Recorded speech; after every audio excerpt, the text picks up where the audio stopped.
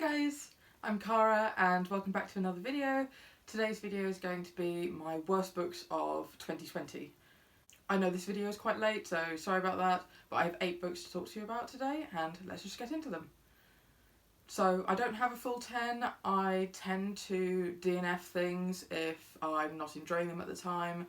I don't tend to just plough through books just because I started them, especially because I pick up books that I don't really know much about and just to give them a go. And I only have one of them on this list, so let's get into that one. So at number 8 I have The Calculating Stars. Now I picked this up because it was a book group read for a book group I'm a part of, and I gave this one a good go. I think I got about a third of the way through and I just had to stop because the main character for me was just insufferable. It's a book about a female pilot and natural disaster that sweeps through the planet, and it's very much about how the men don't want any women to actually do anything to help with the effort against this disaster because women are fragile.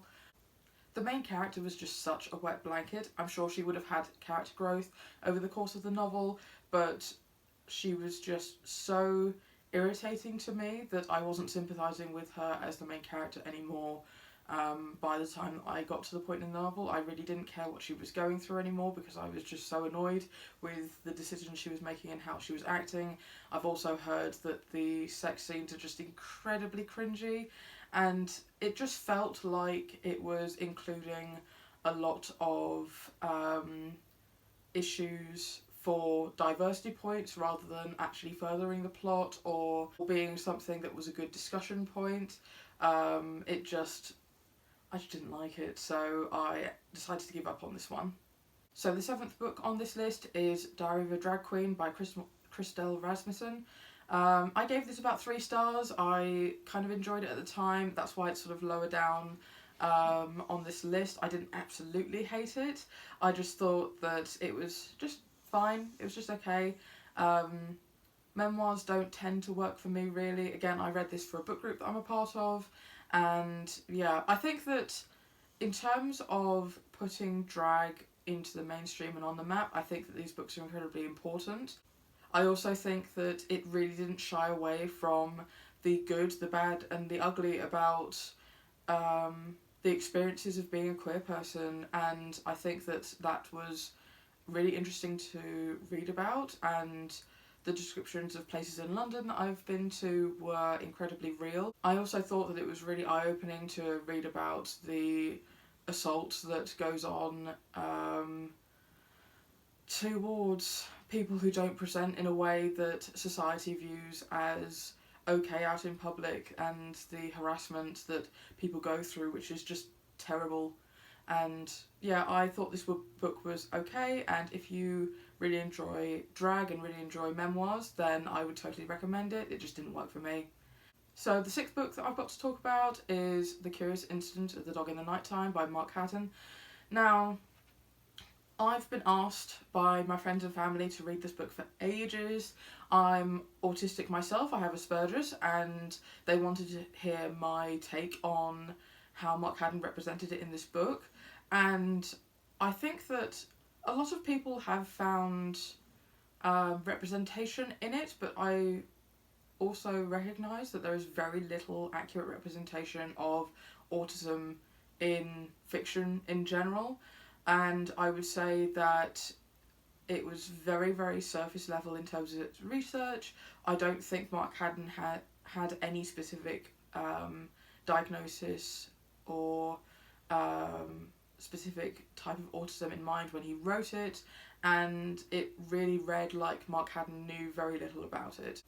I think that it's done a lot of good in terms of opening the door for autistic stories in the mainstream and trying to get actual autistic people telling their own stories both in non-fiction and fiction, so that's always a plus in my book.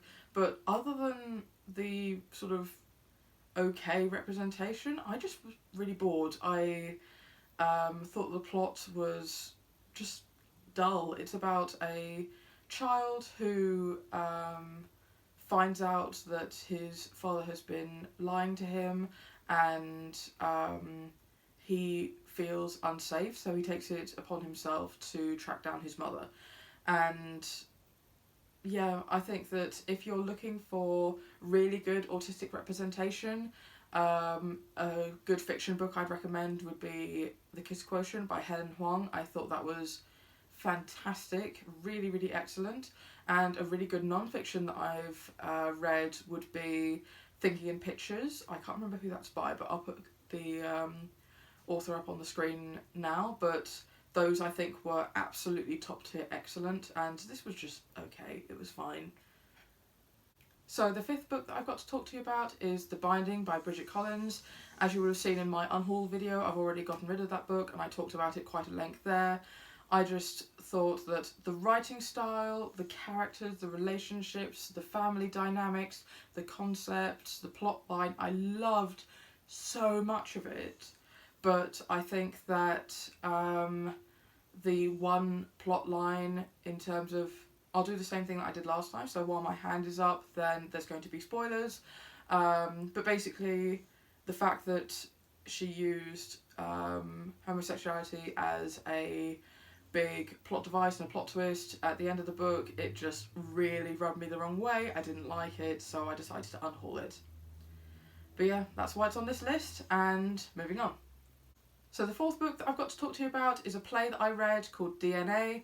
From the back of the play it seems like quite a few people had to read it in school. I didn't, but I'm quite glad that I didn't, to be honest, after reading it. One of my goals in general is to always be picking up plays and just trying them out. I'm really well versed in a lot of different genres in terms of what's coming out, what I like, what are the famous authors, and plays I'm just not aware. And as someone who does a lot of amateur drama and amateur theatre, I just want to be more aware of what's out there and maybe pick up some things that I could recommend to my theatre group.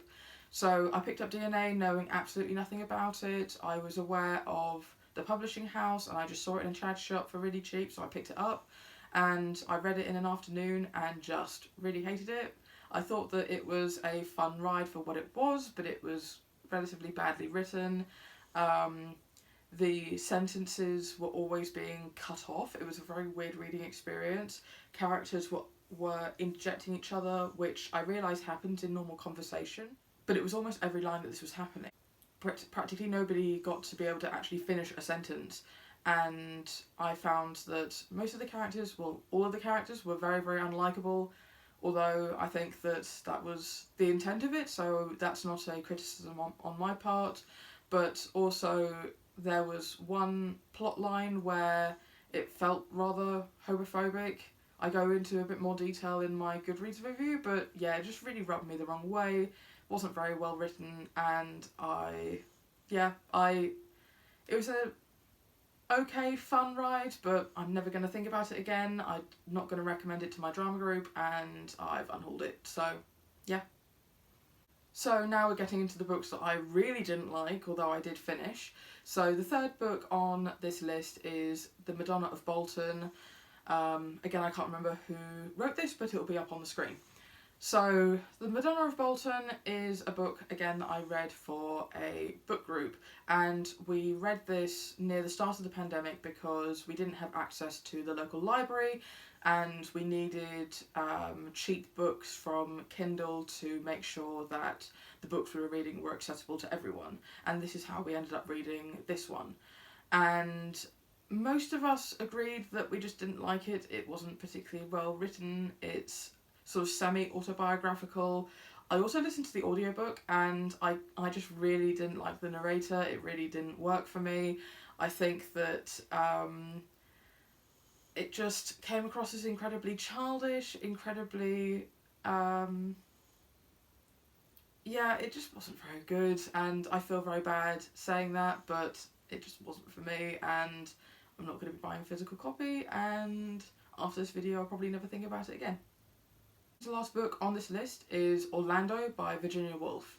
Now, Virginia Woolf is a very well-loved author, especially for her contributions to gender studies and women's fiction, but this was so dense to read. She writes in a way that why use one word to describe something when you can just use 50. I remember reading a random sentence out to my sister, and it had something like 5 commas and 7 semicolons and 1 colon, and it was like each sentence seemed to go on for an eternity. I had to listen to both the audiobook and read along to actually understand it. This was again another book group book, and I didn't seem to have much luck last year with book group books, so sorry about that, but it just didn't work for me. It was very, very hard to follow. It follows a person called Orlando, as he exists for about 300 years, while pretty much everyone else, apart from a couple of other people, seem to age around him, and nobody seems to notice that he's not aging. And then at some point in the novel, he gets turned into a woman, and sometimes he switches back, and the plot made no sense. I'm going to link a video which I think explains the plot really well and condenses it really well, but I mean, it just makes no sense. I was confused the entire time. I didn't really like Orlando as a character, and yeah, it just didn't work for me. It was just so bizarre, and I really don't see myself reading anything else by Virginia Woolf. I did actually end up reading last year as well a short story by her. I can't remember what it was called now, something about a haunted house. Again, I'll put the right version on the screen as well, because I just wanted to see whether or not it was her writing in general that didn't work for me, or just the way that she wrote this book. But yeah, her writing doesn't work for me. I thought that the haunted house story could have been about a page, but just she is so incredibly verbose, and just it didn't work for me, and I don't intend to pick up anything else by her in the future. So the last book on this list, and the book that I really, really didn't like that I read last year, was The Left Hand of God. Now, I, again, read this for book group, and I feel really bad, but the guy who recommended it didn't like it either, so I'm not too worried about that. Yeah, it was just... When I first finished it, I gave it 4 stars. I really enjoyed the reading experience. I was hooked from start to finish. I really thought I loved it, and then almost immediately after I put it down, I dropped it down to a 3, and then I slowly started dropping down my star ratings, and I've settled on a 1, just because there are so many aspects of this book that I hated. First of all, the way that the author decided to portray female characters is just... It felt disgusting to me. All of the female characters were basically written as sex objects to the male characters, and had no personality other than their looks, and they pretty much existed to further the plot of the male characters. I found it really interesting how it followed a very flawed and very warped main character, and I found him really interesting, but I think that he's pretty much the only aspect of the plot that I enjoyed. I found the sort of political system quite boring. I thought that it was very much setting up a domino effect for later books in the series, but just with the amount of things that I didn't like about it, I really don't see myself ever looking to continue in the series. It's about a young boy who is raised in a religious cult scenario, and he ends up escaping, and it follows him during and after his escape from this sort of cult, and it rubbed me the wrong way. I really don't know if I'm going to be picking up anything else by this author, because I loved the writing style. I thought it was really engaging, but just with the plot and with how he described women, it was gross. It really felt really disgusting to read, and yeah, really not for me. Do not recommend. So those are my worst books of the year. If you read anything last year that you really hated, I'd love to hear about it. Please comment down below, and I'll see you in my next video. Bye.